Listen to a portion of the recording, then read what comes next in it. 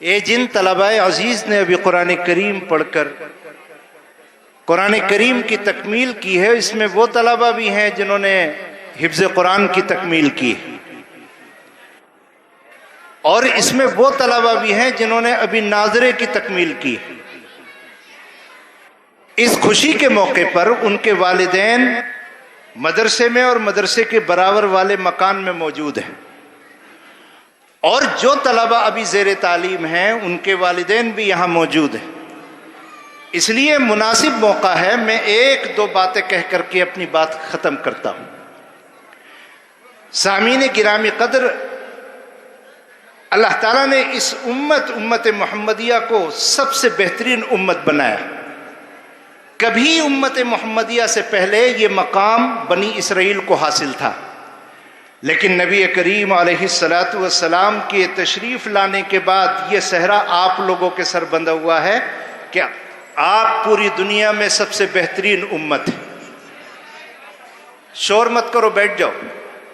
لیکن آپ کو ایک بات اور بتاؤں، اس بہترین امت میں بھی ایک اور بہترین امت ہے، آپ لوگوں میں اور ہم میں۔ اس میں دو رائے نہیں کہ یہ دنیا کی سب سے بہترین امت ہے، لیکن اس امت میں بھی ایک طبقہ ہے جو اس امت کا بھی بہترین طبقہ۔ خیرکم من تعلم القرآن وعلمہ، اللہ کے رسول کی زبان مبارک سے نکلا ہوا جملہ ہے۔ آپ نے فرمایا میری کہ اللہ کی کتاب کو پڑھنے اور پڑھانے والے اس امت کے بھی سب سے بہترین لوگ ہیں۔ یعنی جو بچہ ناظرہ پڑھتا ہے، ٹوٹی پھوٹی چٹائی کے اوپر بیٹھ کر کے الف با پڑھ کر کے یاد کرتا ہے، وہ اس امت کا سب سے بہترین بچہ ہے۔ ناظرہ پڑھانے والا استاد، حفظ کرنے والا طالب علم، حفظ کرانے والا استاد، تفسیر پڑھانے والا استاد اور تفسیر پڑھنے والے طالب علم، 6 لوگ خیر امت کے یہ مصداق ہیں۔ یہ آج جن بچوں نے قرآن کریم کی تکمیل کی ہے یا ابھی اور کریں گے، اساتذہ نے ان کو محنت کے بعد خیر امت کے طبقے میں قرآن کریم کی برکت سے یہ لوگ شامل ہوئے۔ اب میں کام کی بات بتاتا ہوں۔ ان استادوں سے پوچھو کہ اس مقام تک لانے کے لیے ان کو محنت کتنی کرنی پڑی۔ اس میں وہ بچے بھی ہیں جنہوں نے 3 سال میں حفظ کیا، ان میں وہ بچے بھی ہیں جنہوں نے 2 سال میں حفظ مکمل کیا، ان میں وہ بچے بھی ہیں جنہوں نے 1.5 سال میں حفظ مکمل کیا، ان میں وہ طالب علم بھی ہے جس نے 9 مہینے میں قرآن حفظ کیا۔ اس طالب علم کا نام ہے عبید الرحمن ابن عقیل الرحمن، 9 مہینے میں حفظ قرآن مکمل کیا۔ ان کے استاد قاری محمد نعیم صاحب اس کو انعام پیش کرتے ہیں، وہ مجھ سے لے جائے۔ لیکن ذرا پوچھو کہ ان 2 مہینے، 9 مہینے، 2 سال اور 3 سال استاد نے اپنے خون جگر دے کر، اپنے خون کو سیکھ کر کے ان بچوں کو پڑھایا۔ میرے بھائی، اس خیر امت میں داخل کرنا اور شامل کرنا، ارے بات سن لو، جو کام کی باتیں سنو۔ اچھا یہ بچہ ہے، تو خود ہی 9 مہینے کا ہے جی، تو میری بات اب میں جو کہنا چاہتا ہوں ذرا اس کو سمجھ لو۔ میرے بھائی، ان استادوں نے سب کچھ کیا، ان کو نماز پڑھنا سکھایا، ان کو کلمہ پڑھنا سکھایا، ان کو سلام کرنا سکھایا، ان کو نماز کی سنتیں سکھائی، ان کو روزہ رکھنے کا طریقہ سکھایا، ان کو ادب و احترام کرنے کا طریقہ سکھایا، تب یہ خیر امت میں داخل ہوئے ہیں۔ اللہ کے واسطے آپ کے بچے جو پڑھ کر کے فارغ ہو گئے یا جو پڑھ رہے ہیں، اب ان کی تربیت خراب کرنے کے بعد خیر امت سے باہر مت کر دینا۔